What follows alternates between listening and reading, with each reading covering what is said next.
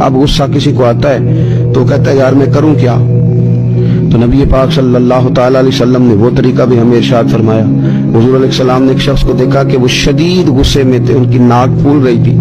اللہ کے محبوب صلی اللہ علیہ وسلم فرماتے ہیں کہ میں ایک ایسا کلمہ جانتا ہوں، اگر یہ شخص وہ کلمہ پڑھے تو اس کا یہ مسئلہ حل ہو سکتا ہے، غصہ کنٹرول میں آ سکتا ہے۔ یا رسول اللہ وہ کلمہ کیا ہے؟ تو حضور نے فرمایا اعوذ باللہ من الشیطان الرجیم۔ اس کو پڑھے گا تو غصہ کنٹرول میں رہے گا۔ غصہ شیطان کی طرف سے ہوتا ہے، تو جب یہ اعوذ باللہ پڑھے گا تو شیطان اس سے دور ہوگا تو غصہ بھی دور ہو جائے گا۔ پھر میرے نبی پاک صلی اللہ تعالی علیہ وسلم نے ایک دوسرا حل بھی ارشاد فرمایا جب تمہیں غصہ آ جائے تو خاموش ہو جاؤ۔ مسند امام احمد بن حنبل میں حدیث موجود ہے، اس لیے کہ جب آپ خاموش ہو جاتے ہیں تو بہت ساری ایسی باتیں جو غصہ آپ سے کہلوانا چاہتا ہے وہ رک جاتی ہیں، بہت سے ایسے کام جو غصہ آپ سے کرانا چاہتا ہے وہ رک جاتے ہیں، اور کئی دفعہ غصے میں آپ وہ کچھ کہہ دیتے ہیں اور ایسے لوگوں سے